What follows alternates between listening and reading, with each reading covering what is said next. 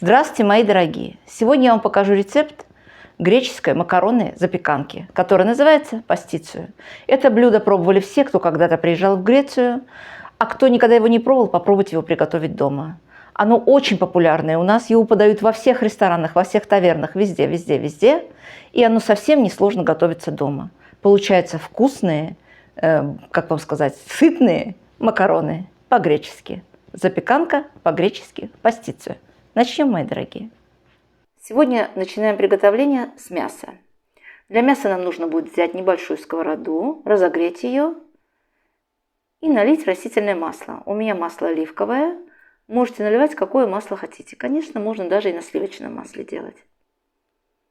И здесь у меня нарезанная одна луковица, мелко нарезанная луковица. Добавляю луковицу к маслу. Нужно будет лук довести до прозрачности. Перемешиваю хорошенько. Как только лук у нас станет прозрачным, добавляем мясо. Здесь у меня 700 грамм говяжьего фарша.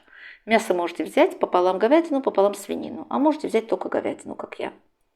Очень многие в Греции делают пополам, половину на половину.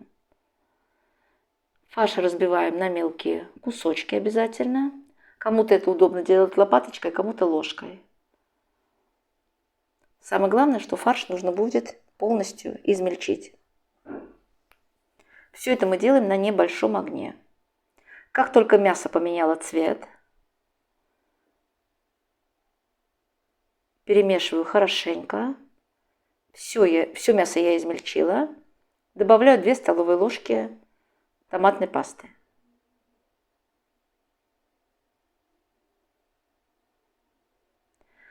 Томатную пасту нужно будет оживить немножко. Перемешиваем хорошенько с мясом и добавляем 400 грамм протертых помидор. Здесь у меня свежие помидорки, можете взять консервированные. Помидоры в собственном соку. В баночках там, по-моему, ровно 400 грамм. Нам нужно взять 400 грамм. Перемешиваю хорошенько.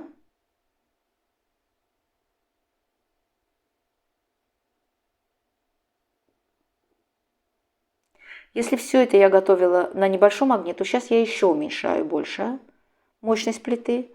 Совсем на маленьком огне добавляю 2 лавровых листика, закрываю крышкой и оставляю на 20 минут мясо, чтобы у нас приготовилось. Через 20 минут открываю крышку. Мясо уже готово. Вынимаю лавровый лист.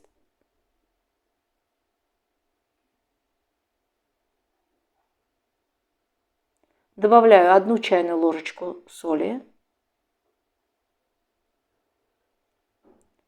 четвертинку чайной ложечки мускатного ореха и черный перец. Некоторые мои дорогие сюда добавляют корицу. В Греции часто добавляют корицу. Я корицу не добавляю, потому что корица у меня ассоциируется именно с выпечкой, со сладкой выпечкой. Перемешиваю все это хорошенько. Закрываю мощность плиты. Мясо у нас уже готово. Сейчас нужно будет отварить макароны. В кипящую воду насыпаю 1 столовую ложку соли. И нужно будет взять 1 пачку макарон. Здесь у меня 500 грамм. Макароны вот такие обыкновенные толстые макароны с дырочкой. В Греции они идут в пакетах, написано, что они именно эти макароны для пастицию, но они продаются, по-моему, везде, во всем мире эти макароны. Макароны нужно будет отварить до готовности. Напишите, мои дорогие, откуда вы меня смотрите, из каких городов. Мне очень интересно знать, откуда меня смотрят вообще. А теперь нужно будет сделать соус бешамел. Сюда в небольшую кастрюльку я отправляю 100 грамм сливочного масла и буквально 1 столовую ложку растительного масла. Это я делаю для того, чтобы сливочное масло не горело. Добавляю 100 грамм муки. И нужно будет, постоянно помешивая, обжарить муку. Как только мука у нас поменяет цвет и начнет вот так кипеть, как у меня, запах появится тоже у муки, уже жареной мукой запахнет. Добавляем 1 литр молока. Молоко у нас горячее. Можно, конечно, добавлять холодное молоко, но тогда вам придется очень долго мешать соус бешамел, стоять над ним долго. Чем молоко, если молоко горячее, то это все получается очень-очень быстро. Добавляю 1 чайную ложечку соли, четвертинку чайной ложечки мускатного ореха и черный перец по вкусу. Смотрите, мои дорогие, после того, как мясо готово, пробуйте. Может, вам нужно будет добавить чуть-чуть соли. После того, как будет соус бешамел готов, тоже пробуйте. Я добавляю мало соли, потому что в конце я буду добавлять еще и сыр. Как только соус загустел и вот такие крупные пузыри появились, он уже готов. Немножко я его остудила и добавляю сыр. 100 грамм любого сыра твердых сортов, натертого на терке.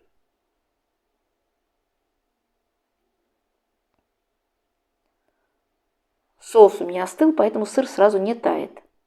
И макароны у нас уже, конечно, готовы. Начинаем собирать нашу запеканку. Форма у меня 20 на 30. Смазываю ее хорошенько растительным маслом. Можно сделать и в круглой, и в квадратной форме, конечно. И нужно будет на дно уложить половину макарон. Конечно, приблизительно половину. По весам никто это не делает. Как я вам уже сказала, этот обед очень распространен в Греции. Как раньше мы делали, например, в России, в Союзе, макароны по-флотски, почти каждую неделю, точно так же готовят и пастицию в Греции. Вообще макароны любят в Греции. И очень много блюд готовят из них. Даже пирог есть с макаронами. Из макарон, вернее. Укладываю весь фарш на половину макарон. Разравниваю и сверху все остальные макароны. И сверху опять-таки наливаю весь соус бешамел. Духовка должна быть у нас разогретая на 220 градусов на режиме вверх-вниз. Так как у нас все готово, и мясо готово, и макароны готовы, и соус готов, нам нужно будет просто, чтобы у нас образовалась вкусная золотистая корочка. На это уйдет где-то 20-25 минут. Но это, конечно, уже каждый смотрит за своей духовкой и следите. Потому что за счет того, что сыр в соусе есть, может быть очень быстро у нас поджарится верхушка. Отправляю запекаться. Буквально через 25 минут я немножечко остудила уже мою запеканку, пастицию нашу. Режу и пробую. Вернее, я-то его пробовала, я вам просто показываю сегодня. Получается замечательно, мои дорогие. Вкусно, сытно и абсолютно несложно.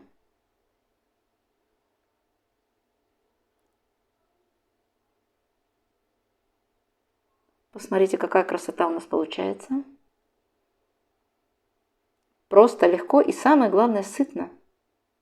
Попробуйте, мои дорогие, напишите, кто попробовал, кому понравилось, кому приглянулся этот рецепт. Обязательно приготовьте. Получится у всех, потому что абсолютно несложно и вкусно. И представьте себе, конечно, что вы в Греции.